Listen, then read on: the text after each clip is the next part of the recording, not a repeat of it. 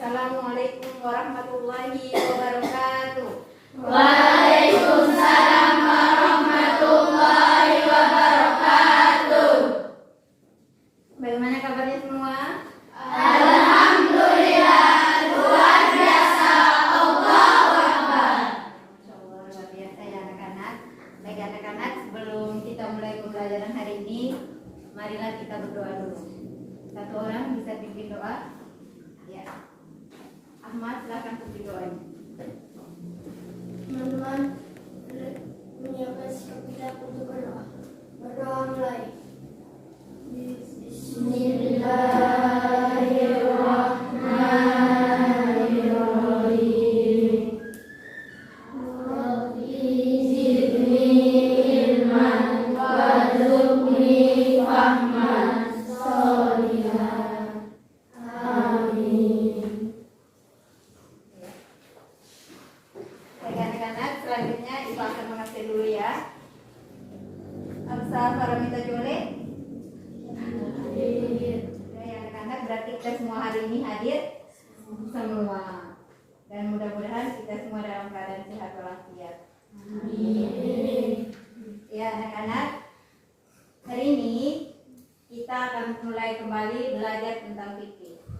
Nah, belajar fikih pastinya sangat berguna untuk kita. Kenapa? Karena fikih itu merupakan hukum-hukum yang ada dalam Islam. Bagaimana kita belajar tentang Islam, maka kita harus tahu dulu tentang fikih. Supaya apa yang kita lakukan sebagai seorang umat, sebagai seorang Islam itu sesuai dengan dasar hukumnya, yaitu fikih. Oke anak-anak, kita akan belajar tentang ketentuan sholat berjamaah. Ketentuan sholat berjamaah ini masih berhubungan dengan materi yang sebelumnya, yaitu tentang adzan dan iqamah. Nah, itu saling berkaitan. Kenapa? Karena ketika orang sholat berjamaah pasti diawali dengan adzan dan iqamah. Betul sekali. Baik anak-anak, selanjutnya apa sih tujuan dari pembelajaran ketentuan sholat berjamaah? Nah, bisa diperhatikan ke depan. Yang pertama, peserta didik dapat mengetahui apa itu pengertian dari sholat berjamaah. Kemudian yang kedua, apa sih hukum dan dalil sholat berjamaah? Yang ketiga, syarat imam dan makmum. Yang keempat, syarat melakukan sholat berjamaah. Dan yang kelima adalah manfaat sholat berjamaah, pengertian sholat berjamaah. Sholat berjamaah merupakan sholat yang dilakukan bersama-sama oleh dua orang atau lebih, yang satu menjadi imam dan yang lainnya menjadi makmum. Jadi ada salah satu yang menjadi imam di depan sebagai pemimpin sholat dan yang lainnya menjadi makmum. Boleh dua, boleh juga lebih. Jadi yang berikutnya adalah hukum sholat berjamaah. Hukum sholat berjamaah menurut jumhur ulama adalah sunnah muakkad. Tahu tidak sih apa itu sunnah muakkad? Ada tidak yang tahu? Apa itu sunnah muakkad? Nah, kalau dikatakan sunnah muakkad berarti sunnah yang sangat dianjurkan. Berarti kita dianjurkan untuk melakukan sholat berjamaah.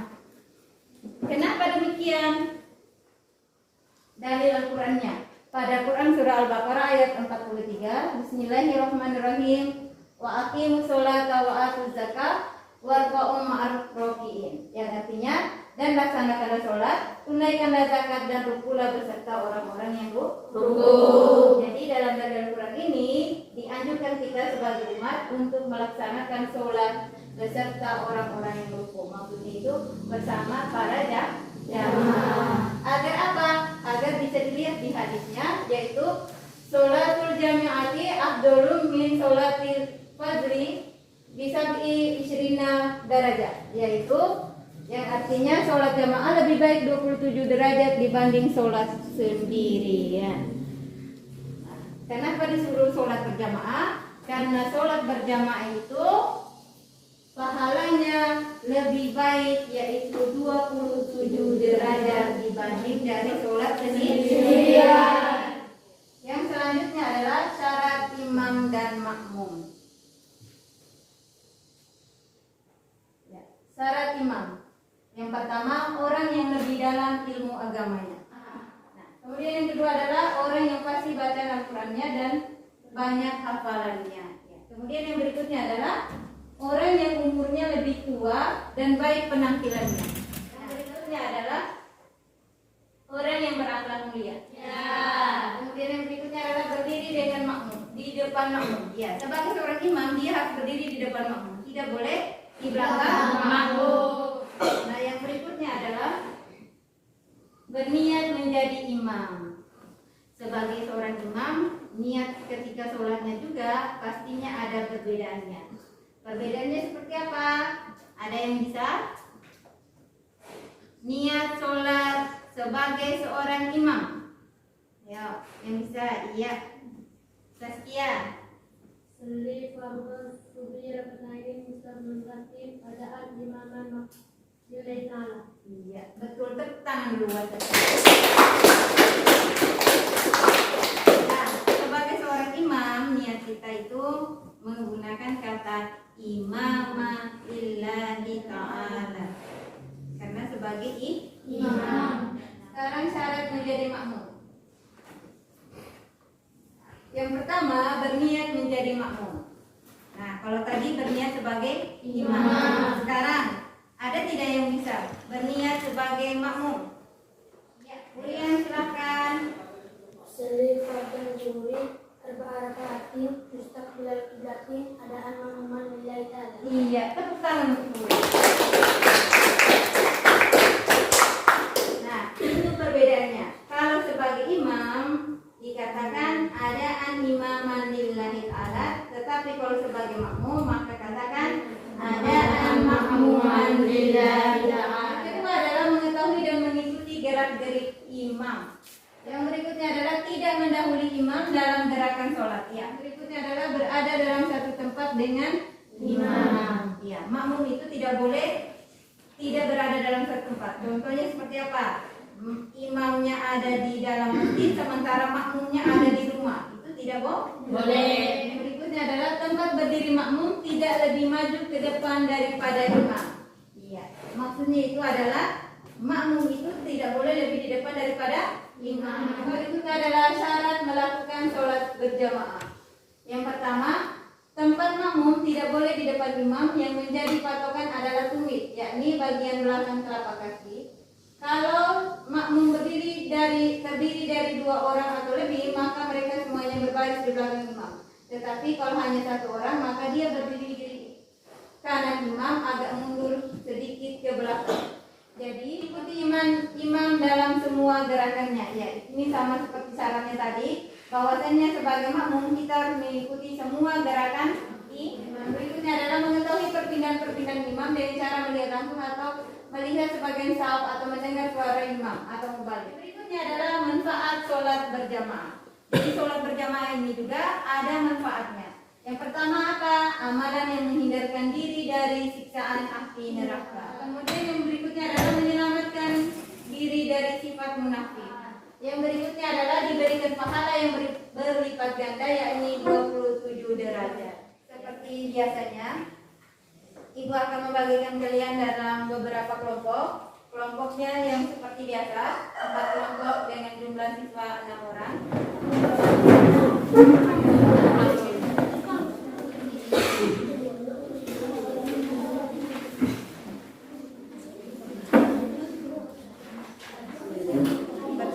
Dalam setelah itu diskusinya bersama teman kelompok kalian. Silakan bersama. Pakai baik-baik persyaratannya.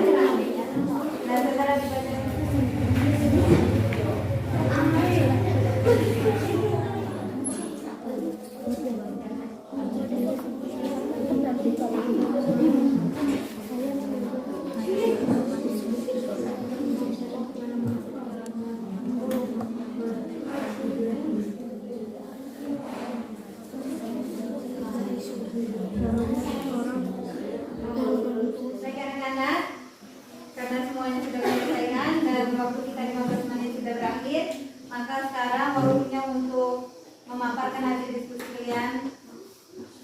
setiap kelompok. Silakan dipresentasikan di depan kelas. Silakan kelompok 1. Bagaimana pendapatmu melihat imam dan makmum yang belum sesuai dengan ketentuan syarat imam dan makmum dalam bab itu? Jika ada orang Ya, tepuk tangan dulu buat kelompok 1.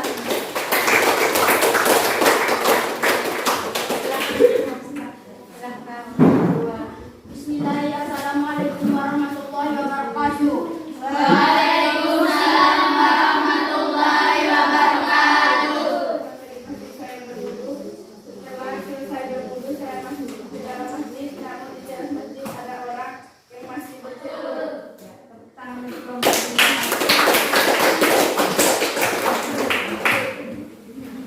Kelompok 3 silakan maju. Air wudhu kami melihat ada beberapa orang yang belum memandikan wudhu dan mereka sedang berbicara di teras.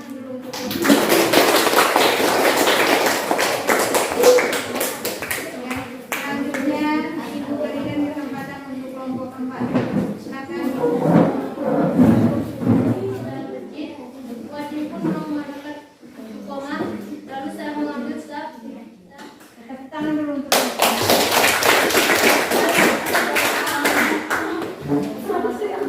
Mulai dari kanan.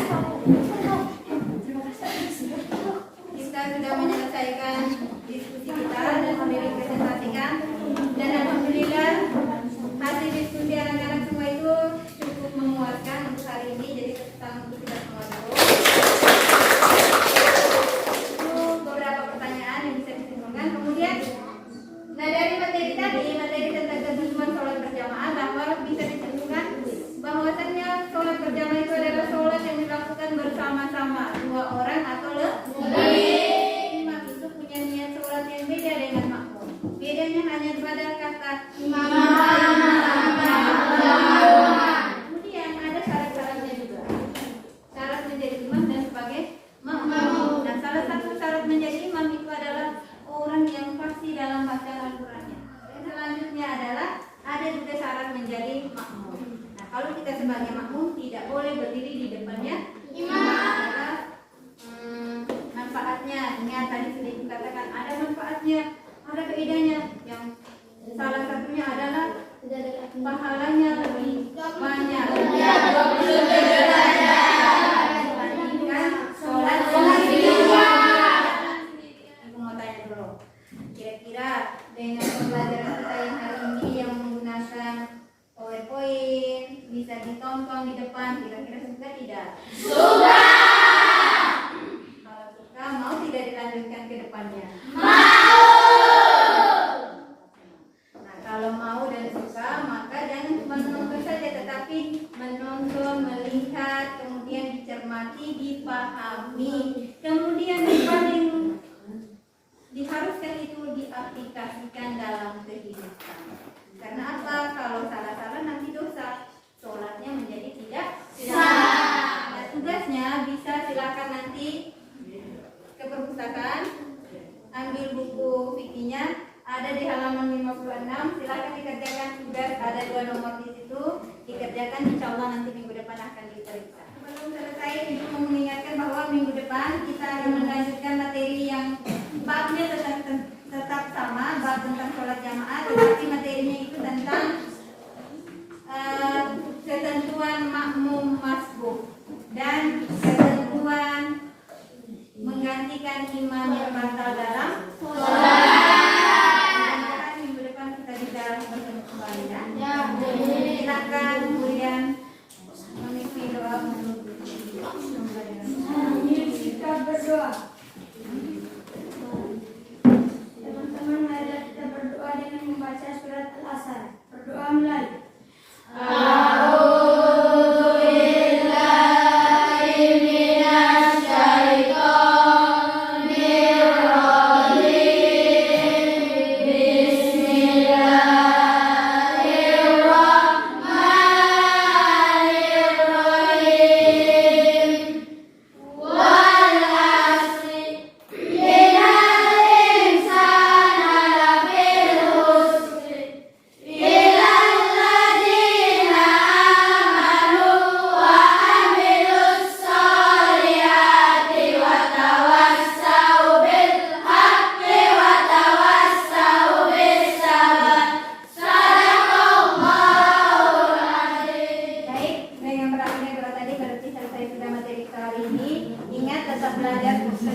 pulang ke rumah dan ingat untuk diaplikasikan apa yang sudah kita pelajari.